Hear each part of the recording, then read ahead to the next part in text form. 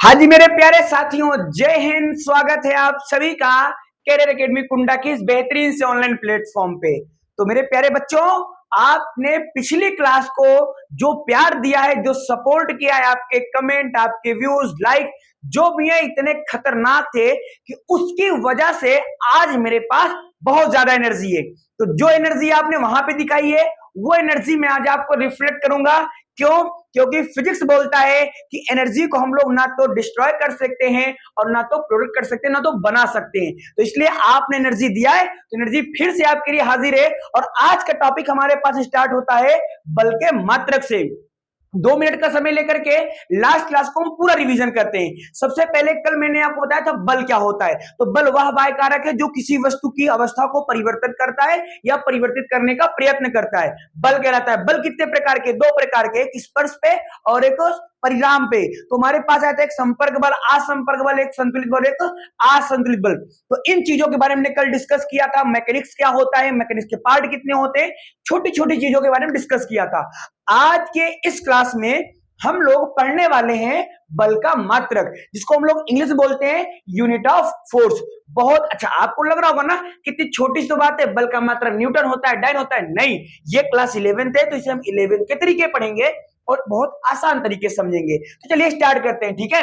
उम्मीद करते हैं कि आप सभी लोग बढ़िया होंगे, मस्त होंगे, स्वस्थ होंगे और अपनी पढ़ाई को जारी रख रहे होंगे। और हाँ, याद रखिएगा, अभी हम बेशक 11 में, बट हमारा टारगेट क्या है? 2026 का यूपी बोर्ड, हिंदी मीडियम या किसी बोर्ड के हो, वो बोर्ड हमारे लिए बहुत ज्यादा टारगेट है और उसी के अकॉर्डिंग हमें पढ़ाई करनी है। इसलिए क्लास 11 को आपको अच्छा बनाना पड़ेगा, ठीक है। चलो स्टार्ट करते हैं। तो बल का मात्रक देखिए, जो बल के मात्रक है उनको 2 टाइप में बांटा गया है। तो सबसे पहला हमारे पास टाइप आता है जिसको हम लोग बोलते हैं निरपेक्ष।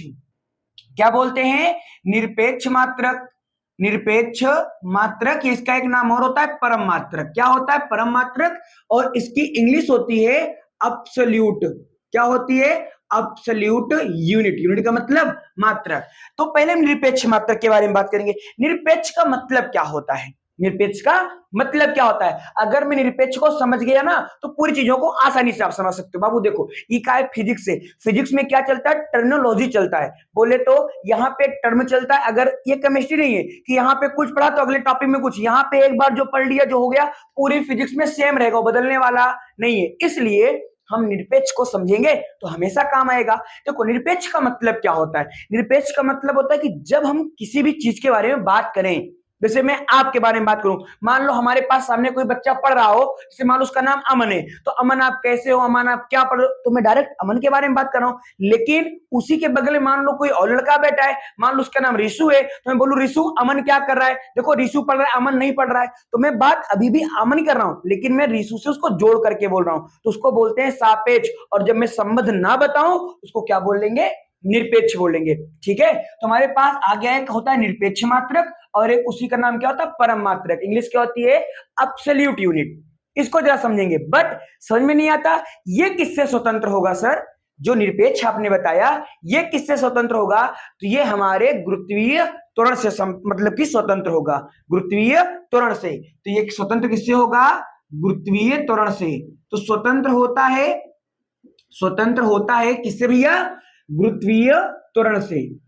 गुरुत्वीय त्वरण से या गुरुत्वीय से स्वतंत्र होता है, ठीक है। इसमें कितने मात्रक होते हैं? इसके 2 मात्रक होते हैं। एक क्या होता है? एक होता है न्यूटन। क्या होता है? न्यूटन होता है। और जो न्यूटन होता है ना, ये हमारे पास एसआई मात्रक है बल का।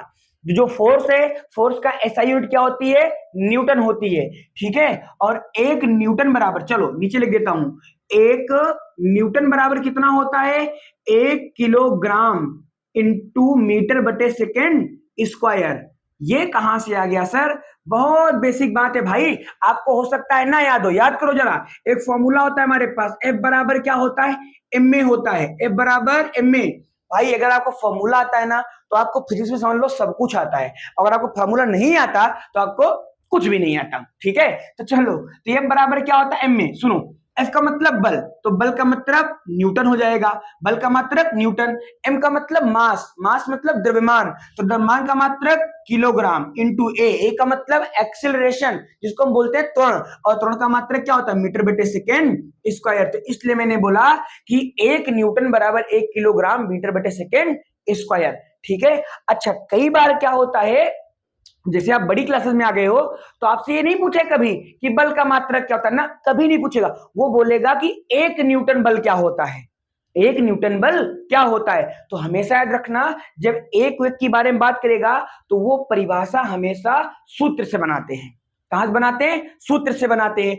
अब देखो ध्यान से, ये क्या है? 1 न्यूटन है, ये क्या है? मास है, ये क्या है? वेलोसिटी एक्सीलरेशन है। तो मैं यहाँ पे क्या बोलूंगा, इसकी मैं यहां से इसकी क्या बना रहा हूं परिभाषा, कि 1 न्यूटन बल क्या होता है, 1 न्यूटन बल क्या होता है इसके बारे में तो मैं क्या बोलूंगा, सुनना ध्यान से, कि 1 न्यूटन बल वह बल है, 1 न्यूटन बल वह बल है जो कि 1 किलोग्राम की वस्तु में 1 मीटर बटे सेकेंड स्क्वायर का त्वरण उत्पन्न करने के लिए आवश्यक होता है।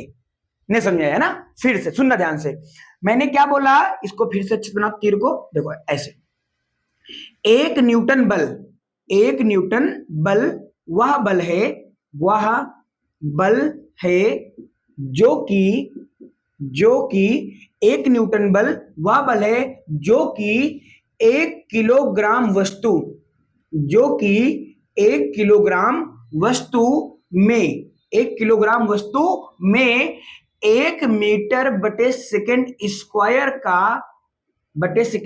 का त्वरण उत्पन्न करने के लिए आवश्यक होता है, त्वरण उत्पन्न करने के लिए आवश्यक होता है। एग्जाम्पल डायग्राम के माध्यम से, भैया सुना, ये सतह है हमारे पास, यहां पे मैंने एक बॉडी को रखा, इसका मान कितना है? 1 किलोग्राम, कितना है? 1 किलोग्राम है। और यहाँ पे कोई व्यक्ति है और इसके ऊपर क्या लगा रहा है? धक्का लगा रहा है, बल लगा रहा है। ठीक है, जब बल इसने लगाया तो ये वस्तु इधर को गति करने लगी, मोशन में हो गई, और इसके अंदर त्वरण कितना आ गया 1 मीटर बटे सेकेंड स्क्वायर। तो इसका मतलब इसने बल कितना लगाया? 1 न्यूटन का लगाया। कितना लगाया? 1 न्यूटन का लगाया। तो आई होप यहां से आपको ये समझ में आ गया होगा कि 1 न्यूटन क्या होता है। बल का निरपेक्ष मात्रक न्यूटन होता है, और ये कैसा मात्रक है? एसआई मात्रक है। कैसा मात्रक है? एसआई मात्रक है। जितने भी राशियों के वैज्ञानिक नाम होते हैं, जैसे बल का मात्रक न्यूटन, कार्य का मात्रक जूल, ऊर्जा का मात्रक जूल, आवृत्ति का मात्रक हर्ट्ज, तो ऐसे जितने भी वैज्ञानिक के नाम होते हैं उनको हमेशा हम लोग क्या बोलते हैं? एसआई मात्रक बोलते हैं। क्या बोलते हैं? एसआई मात्रक बोलते हैं। ठीक है, और इसी में हमारे पास दूसरा मात्रक आएगा जिसको हम लोग बोलते हैं डाइन। हाँ, तुम लोग डायन समझ रहे हो ना? डायन नहीं, डायन तो जानते हो कौन होता है ना, ये कौन होता है? डाइन होता है। इसको हिंदी में क्या लिखते हैं? डाइन, ऐसे लिखते हैं, डाइन। क्या लिखते हैं? डाइन। और सबसे बड़ी बात, ये एसआई मात्रक होता है और ये हमारा सीजीएस मात्रक होता है। कैसा मात्रक होता है? सीजीएस मात्रक होता है। ध्यान से सुनिएगा, बहुत इंपॉर्टेंट है। बल का एसआई मात्रक, बाबू बोलो, क्या होता है? न्यूटन। क्या होता है? न्यूटन। और बल का सीजीएस मात्रक क्या होता है? डाइन होता है। क्या होता है? डाइन होता है। अब आगे सुनना, हमारे पास जो डाइन होता है, एक डाइन बराबर,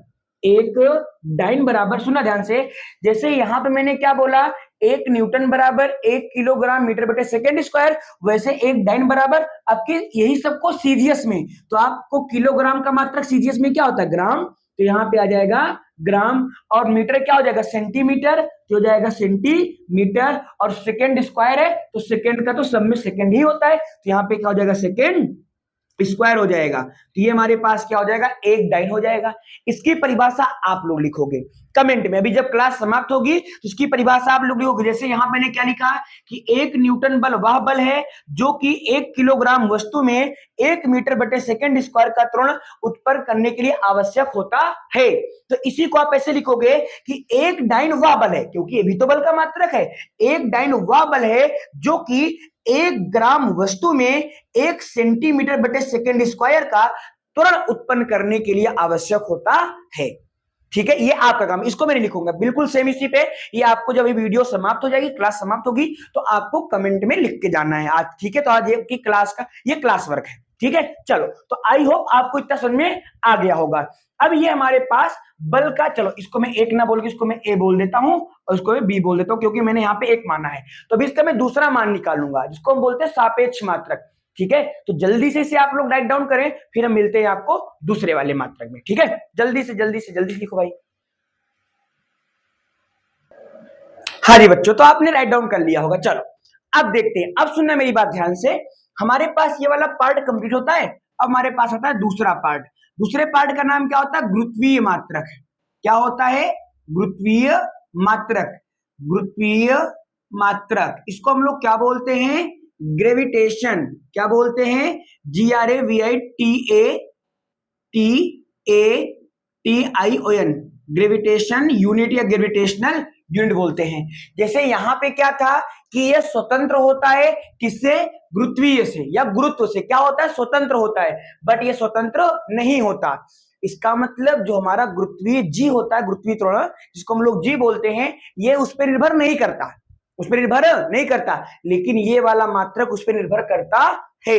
तो जैसे यहाँ पे दो मात्रक होते हैं, एक एसआई में न्यूटन होता है और सीजीएस में डाइन होता है, वैसे यहाँ पर भी दो मात्रक होते हैं। कौन भाई, क्यों उड़ रहे हो फालतू कीड़े मकोड़े? और यहाँ पर भी दो मात्रक होते हैं। एक होता है हमारे पास किलोग्राम भार। क्या होता है? किलोग्राम, इसको बोलते हैं 1 किलोग्राम भार। 1 किलोग्राम भार होता है, और एक होता है 1 ग्राम भार। 1 ग्राम भार, 1 ग्राम भार होता है। देखो भार का मतलब W बराबर mg, शायद आपको पता होना चाहिए भाई, 11th में हो आप। भार का फॉर्मूला का W बराबर mg, देखो यहाँ पे g आ रहा है ना, इसलिए इसको बोलते हैं कि ये क्या है? गुरुत्वीय मात्रक है। तो गुरुत्वीय मात्रक वे मात्रक होते हैं जो गुरुत्वीय त्वरण पे निर्भर करते हैं, और निरपेक्ष मात्रक वे मात्रक होते हैं जो गुरुत्वीय त्वरण पे निर्भर नहीं करते। बिल्कुल सिंपल सा है ना भाई। तो 1 किलोग्राम भार बराबर होता है 9.8। क्या होता है? 9.8। और 1 ग्राम भार बराबर क्या होता है? 980। अच्छा एक सेकेंड, ये क्या होता है हमारे पास? ये होता है हमारे पास एसआई। क्या होता है? एसआई। और ये क्या होता है हमारे पास? सीजीएस। क्या होता है? सीजीएस। तो एसआई का होता है, तो इसका मतलब यहाँ पे क्या आएगा? न्यूटन आएगा। क्या आएगा? न्यूटन आएगा। और 1 ग्राम भार बराबर क्या होता है? 980। तो यहाँ पे क्या आएगा? डाइन आएगा। डी मतलब डाइन, डी मतलब डाइन। ठीक है, क्लियर हुआ? तो ये आपको याद रखना है। ये कहां काम आएगा? सवाल जब आप लोग लगाओगे ना, तो वहां पे आपको मात्रक न्यूटन में नहीं देगा, किलोग्राम भार में देगा। तो उसे कन्वर्ट करने के लिए मुझमें 9.8 से मल्टीप्लाई कर देंगे। अरे भाई वही, जैसे 1 मीटर बराबर 100 सेंटीमीटर है ना, 1 किलोमीटर बराबर 1000 मीटर, तो वही सब चीजों को मैंने यहाँ पर बताया उसी बेस पे। चलो अब हमारे पास एक बहुत ही जबरदस्त चीज आती है, इसको आप राइट डाउन करके भी याद रख सकते हो। बहुत इंपॉर्टेंट होता है कि हमारे पास जो न्यूटन होता है, बल का मात्रक जो न्यूटन होता है, और जो बल का मात्रक डाइन होता है, इनके बीच में रिलेशन क्या होता है। तो अब इसको समझते हैं। तो हमारे पास, तो मैं यहाँ पे क्या लिख रहा हूं कि न्यूटन, चलो इंग्लिश में लिख दे क्या? आज इंग्लिश मेरी बहुत खतरनाक है, ठीक है। तो relation between newton and dyne, तो relation between newton and dyne, सुनना ध्यान से भाई। 1 न्यूटन बराबर क्या होता है? 10 की घाते 5 डाइन होता है। 1 न्यूटन बराबर क्या होता है? 10 घाते 5 डाइन होता है। देखो इन सब का यूज पता है सवालों में होता है, क्वेश्चन न्यूमेरिकल में होता है। जब हम क्वेश्चन को सॉल्व करते हैं ना, तो वहां पे जो यूनिट है वो अलग सिस्टम में दी गई होती है। सिस्टम का मतलब पद्धति होता है, हाँ, नहीं तो आप कुछ और समझ रहे हो सिस्टम का मतलब। तो यहाँ पे 10 घाते 5, तो इसीलिए इनको ऐसे बताया गया है। ठीक है, तो इसे भी आप लोग जल्दी से राइट डाउन करें, और यहाँ पे बल के मात्रक को समाप्त करते हैं। अब हम क्या पढ़ेंगे? बल की विमा। ये हुई ना बात, अब क्या पढ़ेंगे? बल की विमा। तो चलो इस वाली जगह को हम लोग करते हैं यूटिलाइज, और यहां पे मैं आपको बताता हूं बल की विमा के बारे में। तो मैं अंग्रेजी में लिखूंगा, ठीक है। हिंदी बोल रहा हूं ना और अंग्रेजी में लिख रहा हूं, तो तुमको भी करना पड़ेगा, तुमको भी हिंदी बोलना और अंग्रेजी लिखना है। और तुम हिंदी मीडियम के बेशक हो, लेकिन फिर भी आपको इंग्लिश आनी चाहिए, और 100% आनी चाहिए। और अगर नहीं आई तो समझना मोबाइल में घुस के मारूंगा भाई। ठीक है, तो क्या होता है डायमेंशन? तो DEMINTION, डायमेंशन ऑफ फोर्स। तो हम यहाँ पे डायमेंशन ऑफ फोर्स के बारे में बात करेंगे। हालांकि होता तो है mLT पर -2, बट फॉर्मूले से हम निकालेंगे। ठीक है, तो फॉर्मूला क्या होता है? F बराबर ma। F बराबर ma।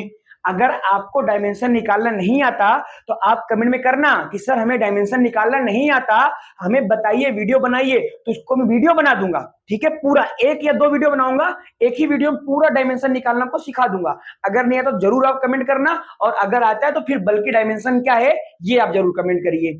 तो F बराबर M में, अब देखो M का मतलब मास, M का मतलब मास, तो मास की डायमेंशन क्या होती है M, क्या होती है M, और ये क्या है A का मतलब त्वरण, और त्वरण की डायमेंशन क्या होती है LT की पावर माइनस का 2, और डायमेंशन को हमेशा बड़े ब्रैकेट में, कहां लिखते हैं बड़े ब्रैकेट में। तो हमारे पास क्या आ गई, बल की डायमेंशन आ गई, क्या होगी MLT की पावर माइनस का 2 होगा। ठीक है, क्लियर हुआ। तो ये बल का मात्रक, ये बल की विमा।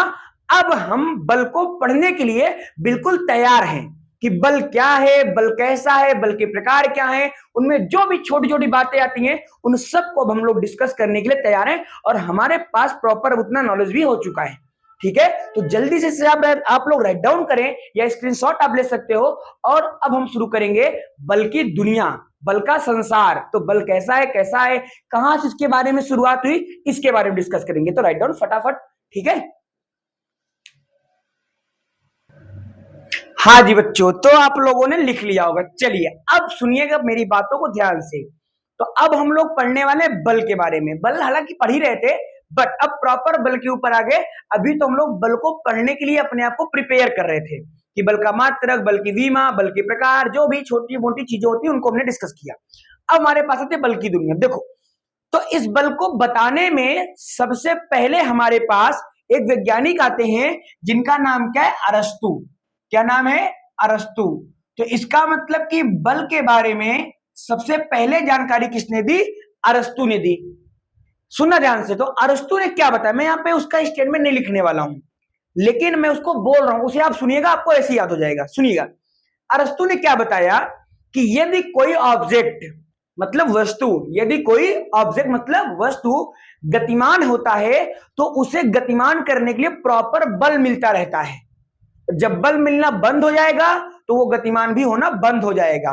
एग्जाम्पल, उन्होंने क्या बताया कि मान लो हमारे पास कोई तीर ऐसे जा रही है, ये क्या हमारे पास तीर है, ये क्या हमारे पास तीर है, ये इस दिशा में क्या है, वी वेग से गतिमान है। ठीक है, ये कहां पे है, गतिमान है, कहां पे गतिमान है, इस दिशा में जा रही है। तो उन्होंने क्या बताया, अगर ये गतिमान है, जा रही है, तो इसको पीछे से कोई धक्का दे रहा है, मतलब तीर जा रही है, पीछे से कोई धक्का दे रहा है, और उसको धक्का दे, उन्होंने क्या बताया कि उसको हवाएं धक्का देंगे। क्योंकि भाई अगर मैं तीर को खींचूंगा कमान से और छोड़ूंगा तो तीर जाएगा। तो उन्होंने क्या बताया कि जो तीर जा रही है, गतिमान है, इसका मतलब उसके ऊपर धक्का लग रहा है, लगातार बल लगातार लग रहा है। तो उन्होंने इसके बारे में बताया, जो कि क्या था, गलत था। क्या था, गलत था। तो ये इनकी क्या थी, भ्रमिकता थी, भ्रामिकता थी। भ्रामिकता मतलब कि कंफ्यूजन था या इनको क्लियरिटी नहीं थी। तो इसलिए इसका नाम पड़ता है अरस्तु की भ्रामिकता, अरस्तु की भ्रामिकता। तो इस टॉपिक का नाम क्या, अरस्तु की भ्रामिकता है, जिसमें उन्होंने बताया कि किसी वस्तु को उस अवस्था में बनाए रहने के लिए हमें निरंतर बल की आवश्यकता पड़ती है, जो कि क्या है, गलत है, जो कि क्या है, सही नहीं है।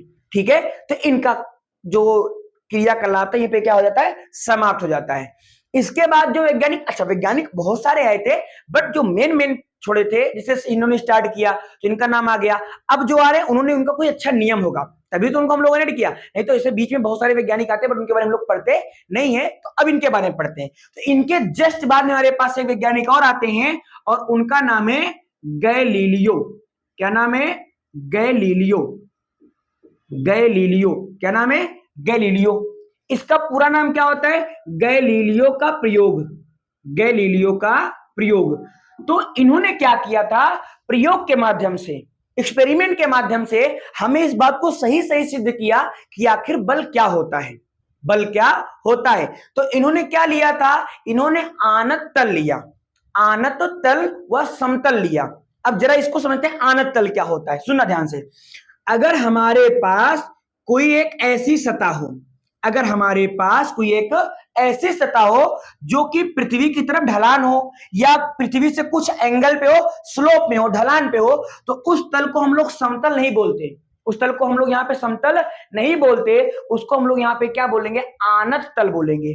क्या बोलेंगे, आनत तल बोलेंगे। तो यहाँ पे इन्होंने इसको लिया और यहाँ पे इन्होंने क्या रखा है, टू गेंदा है, गेंदा, गेंदा मतलब बॉल, गेंदा मतलब बॉल। और इन्होंने जैसे ही बॉल को यहां से छोड़ा तो ये बॉल इस दिशा में विवेक से गतिमान हो गई। मान लिया बिंदु ए पे इन्होंने छोड़ा तो बिंदु बी की तरफ वो क्या हो गई, गतिमान हो गई।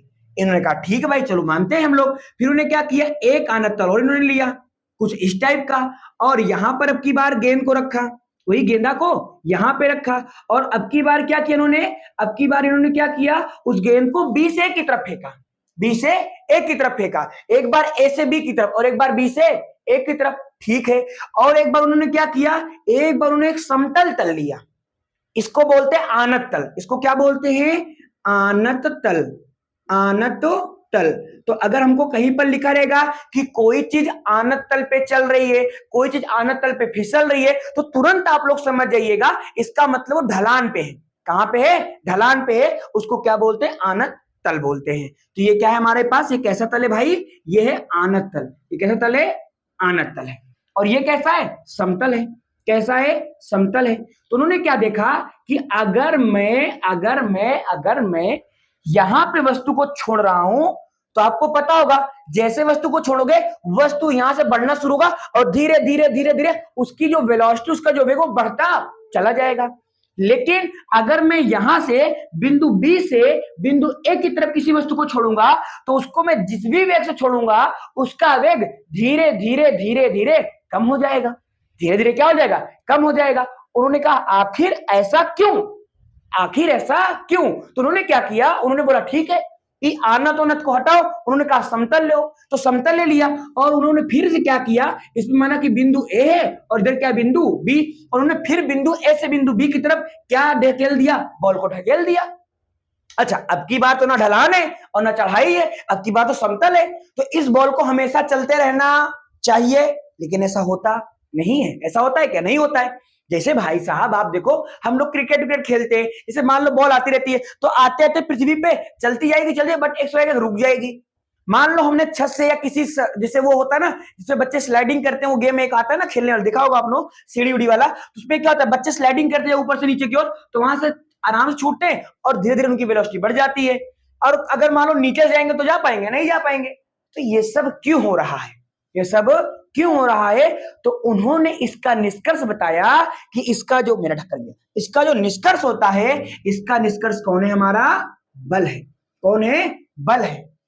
अब यहां पे परिभाषा बनाई उन्होंने और यही परिभाषा आपको याद रखनी है। उन्होंने क्या बताया कि बल वह बाह्य कारक है जो किसी वस्तु की अवस्था को परिवर्तित करता है या परिवर्तित करने का प्रयत्न करता है, बल कहलाता है। सुना ध्यान से, उन्होंने क्या बताया कि अगर कोई वस्तु गतिमान है, इसका निष्कर्ष न लगा, यदि कोई वस्तु गतिमान है तो हमेशा गतिमान रहेगी, यदि कोई वस्तु विरामावस्था में है तो हमेशा विरामावस्था में रहेगी, यदि कोई वस्तु गतिमान है तो हमेशा गतिमान रहेगी, और यदि कोई वस्तु विरामावस्था में तो हमेशा विरामावस्था में रहेगी जब तक कि उसके ऊपर बाह्य बल कार्य ना करे। एक सेकंड जरा पीछे हो। इन्होंने क्या बताया कि यदि कोई वस्तु गतिमान है तो उसको बल मिल रहा है, उसको बल मिल रहा है। अरे भैया अगर बल मिल रहा है तो उसको फिर रुकना ही नहीं चाहिए।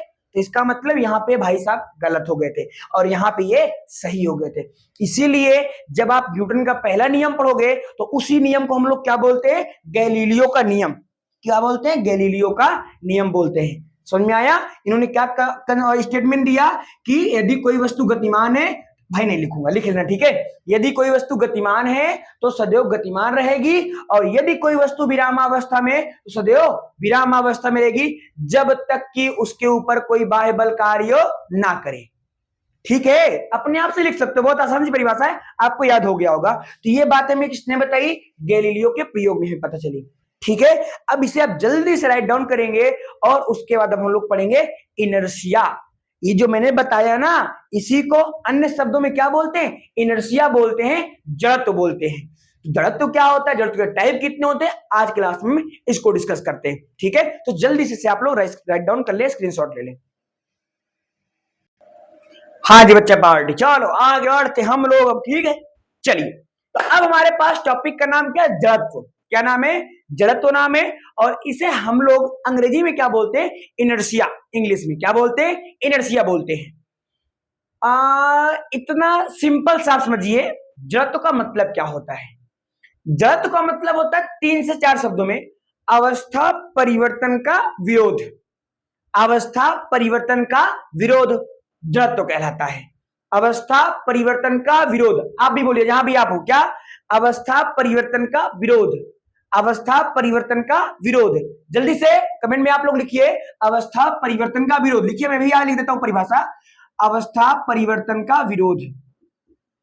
अवस्था परिवर्तन का, अवस्था परिवर्तन का विरोध। तो अब मैं इसको अगर पूरी परिभाषा लिखूंगा तो मैं क्या लिखूंगा कि जड़त्व, क्या? जड़त्व किसी वस्तु का, जड़त्व किसी वस्तु का वह गुण है, जड़त्व किसी वस्तु का वह गुण है जिसके कारण वह वस्तु अपनी अवस्था परिवर्तन का विरोध करती है। फिर से अगेन, जड़त्व किसी वस्तु का वह गुण है, जड़त्व किसी वस्तु का वह गुण है जो कि अवस्था परिवर्तन का विरोध करती है, जड़त्व कहलाता है। इतना समझ में आया? इसको इंग्लिश में क्या बोलते हैं? इनर्शिया। क्या बोलते हैं? इनर्शिया। जरा समझते, देखो इसमें क्या होता है कि अगर कोई वस्तु विराम में है, इसका मतलब क्या हुआ इसका स्टेटमेंट का, यदि कोई वस्तु विराम में है तो वो हमेशा विराम में रहना चाहती है, और यदि कोई वस्तु गतिमान है तो हमेशा गतिमान रहना चाहती है, और यदि कोई वस्तु किसी दिशा में प्रॉपर जा रही है तो हमेशा उसी दिशा में रहना चाहती है, अपनी दिशा को बदलना नहीं चाहती। तो 3 चीजें आई, एक आया गति है तो गति, विराम है तो विराम, और जिस दिशा में उस दिशा में। तो इसीलिए जो जड़त्व होता है वो 3 टाइप का होता है। कितने टाइप का? 3 टाइप का। चलो स्टार्ट करें। तो सबसे पहले हमारे पास आता है विराम का जड़त्व। क्या आता है? विराम का जड़त्व। विराम का जड़त्व जिसको हम लोग बोलते हैं inertia of rest. Inertia of rest. दूसरा हमारे पास आता है गति का जड़त्व। क्या आता है? गति का जड़त्व। गति का जड़त्व, और इसको हम लोग बोलते हैं इनर्शिया ऑफ गति, मतलब मोशन। तो इनर्शिया ऑफ मोशन हो गया। तीसरा हमारे पास आता है क्या? दिशा का जड़त्व। क्या आता है? दिशा का जड़त्व। दिशा का जड़त्व, इसको हम लोग क्या बोलते हैं? Inertia of direction. Inertia of direction बोलते हैं। ठीक है, समझ में आया? नहीं आया सर? कोई दिक्कत नहीं है भाई, अभी मैंने समझाया ही कहां है। ठीक है, चलो। तो हमारे पास क्या आ रहा है? जड़त्व। क्या आ रहा है? जड़त्व। जड़त्व कितने प्रकार का भाई? 3 प्रकार का, विराम का जड़त्व, गति का जड़त्व और दिशा का जड़त्व। सुना ध्यान से, ध्यान सुनना। ऐसे टॉपिक, सॉरी बजा नहीं ताली, चुटकी नहीं बजी, देखो ऐसे सुनाई दे रहा ना? सुनाई, हाँ ऐसे समझाएंगे इसको। ठीक है, सुना ध्यान से। तो हमारे पास टॉपिक का नाम क्या है? जड़त्व। तो जड़त्व का मतलब अवस्था परिवर्तन का विरोध। देखो ध्यान सुनना, ठीक है। जड़त्व का मतलब अवस्था परिवर्तन का विरोध। अच्छा, अब यहाँ पे तीनों टॉपिक में क्या लिखा है? जड़त्व, जड़त्व और जड़त्व। तो इसका मतलब यहां भी अवस्था परिवर्तन का विरोध। सुना, तो अवस्था क्या है? विराम की। अवस्था क्या है? विराम की। तो किसी वस्तु का वह गुण, सुना, किसी वस्तु का वह गुण जिसके कारण वह अपनी विराम की अवस्था परिवर्तन का विरोध करे। विराम अवस्था परिवर्तन का विरोध करे, उसे क्या बोलेंगे? विराम का जड़त्व। क्या बोलेंगे? विराम का जड़त्व। अब यहां देखो, जड़त्व इसका मतलब विरोध। किसका विरोध? गति में परिवर्तन का। अगर कोई वस्तु गतिमान है तो सदैव गतिमान रहना चाहेगी, अगर उसकी अवस्था का परिवर्तन करोगे आप तो वो क्या करेगा? उसका विरोध करेगा। इसको बोलेंगे गति का जड़त्व। क्या बोलेंगे? गति का जड़त्व बोलेंगे। और तीसरा क्या होता है? दिशा का जड़त्व। दिशा का जड़त्व मतलब कि यदि कोई वस्तु किसी दिशा में गतिमान है तो वो हमेशा उसी दिशा में रहना चाहेगी, और इसको अगर आप बदलोगे तो इसके दिशा में जो परिवर्तन का विरोध करेगा उसको क्या बोलेंगे? दिशा का जड़त्व। क्या बोलेंगे? दिशा का जड़त्व बोलेंगे। ज्यादातर केस में आपसे ये जो विराम का, गति का, दिशा का जड़त्व प्रकार है, इसको नहीं पूछा जाता, आपको इसके बेस पे एग्जाम्पल्स पूछे जाते हैं। तो हम क्या करेंगे, एक एक दो दो तीन तीन एग्जाम्पल को क्लियर करेंगे, ठीक है। चलो, तो सबसे पहले हमारे पास यहां पे आता है, इसका एग्जाम्पल में बात करें जिसे विराम का जड़त्व। किसका जड़त्व? विराम का जड़त्व। तो आप लोग याद करो, आपको पढ़ाया गया होगा जैसे कि अचानक, बहुत लिखना पड़ता है भाई इस बोर्ड पे। डिजिटल बोर्ड ले लिया जाए क्या?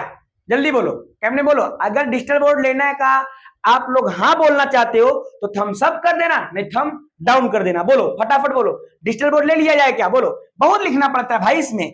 तो हमारे पास विराम का तो इसका एग्जाम्पल, अचानक बस के चलने पर, अचानक बस के चलने पर उसमें बैठे यात्री, उसमें बैठे यात्री पीछे की ओर झुक जाते हैं, पीछे की ओर झुक जाते हैं, पीछे की ओर झुक जाते हैं।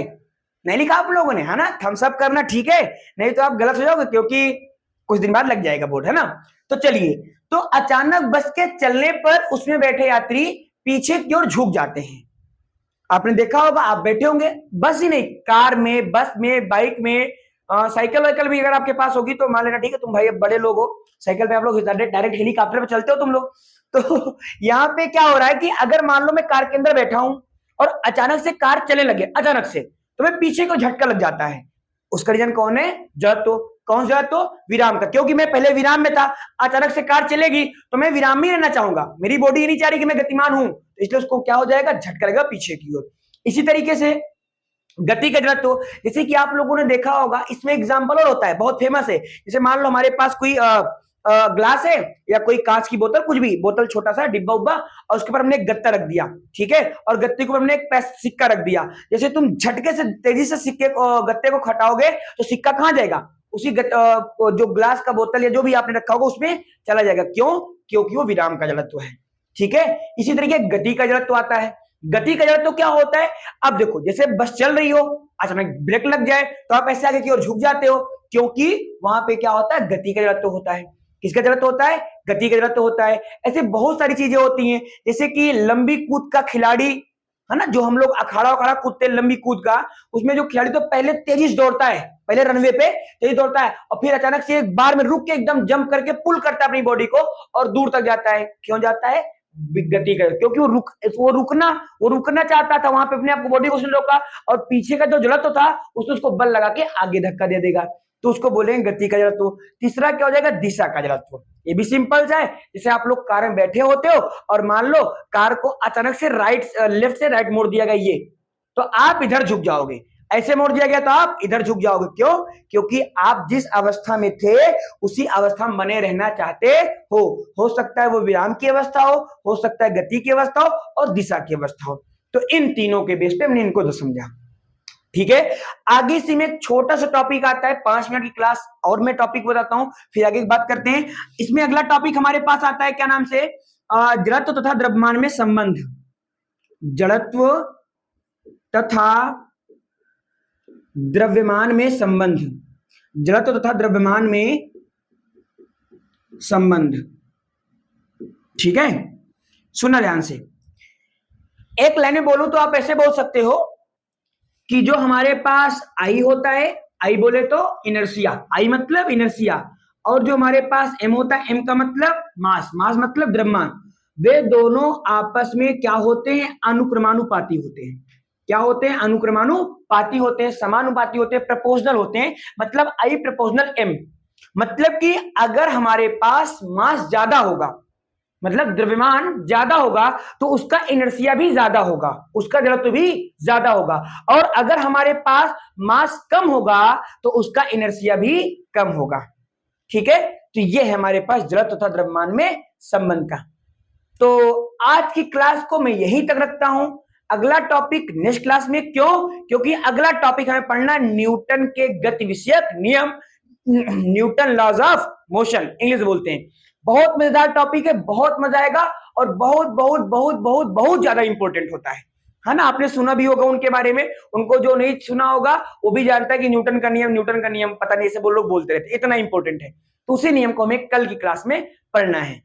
उम्मीद तो है कि कल की क्लास आपको मिलेगी, बट हो सकता है कल की क्लास आपको ना मिले तो वो आपको हालांकि कम्युनिटी टैब पे आपको आ जाएगा, जो ग्रुप है आपके व्हाट्सएप पे या जो भी आप जहां भी कनेक्ट है हमसे टेलीग्राम पे, वहां पे आपको इसमें मिल जाएगा। बट रीजन बताते हैं क्यों, क्योंकि आज है 24 तारीख, आप जिस भी डेट को देखें आगे चल के मैं नहीं जानता हूं, बट आज 24 तारीख है, 24 सितंबर है, और कल 25, तो कल आपको वीडियो मिलेगी प्रीमियर के फॉर्म में, और 26 को बोर्ड आएगा। तो जब बोर्ड आ रहा है अपना डिजिटल बोर्ड, उसको क्या करना है, जिस रूम में सेटअप लगवाना है स्टूडियो, उस पर काम चल रहा है अभी। तो हो सकता है कल हम फ्री ना हो तो वीडियो रिकॉर्ड ना कर पाए, है ना, प्रीमियर ना लगा पाए, तो ये हो सकता है, रीजन है। तो 2 से 3 दिन क्लासेस शायद डिस्टर्ब हो जाए, और नहीं तो हम तो ट्राई करेंगे कि क्लासेस आपको मिले। ठीक है भाई, तो यही आज की क्लास में यही आपके लिए जानकारी है। और हाँ, आपको क्लास कैसी लगी आप जरूर कमेंट करिएगा, और आपके लिए अगर नोट्स चाहिए तो आप टेलीग्राम पे जुड़ सकते हो, व्हाट्सएप ग्रुप पे जुड़ सकते हो, और इसके माध्यम से आप अपनी नोट्स को प्राप्त कर सकते हो। वहां पे डिजिटल नोट्स मैंने खुद अपने हाथों से हैंड रिटन बनाई हुई है, जो कि बिल्कुल फ्री ऑफ कॉस्ट है, तो आप वहां से इसको राइट डाउन कर सकते हो। ठीक है, तो आज की क्लास को यहीं तक रखते हैं हम लोग, मिलेंगे नेक्स्ट क्लास में। और आज आपका होमवर्क मैंने बता रखा है, क्लास में आपको जरूर लिखना है कि इनर्शिया 3 टाइप का होता है, तीनों के नाम लिखना है, inertia of rest, inertia of motion, inertia of direction. तो ये आज आपको कमेंट में ड्रॉप करके जाना है। ठीक है, तो मिलते हैं फिर कल क्लास में। बाय बाय, टेक केयर, जय हिंद। पढ़ाई करते रहे भाई सभी लोग, ठीक है, बाय बाय।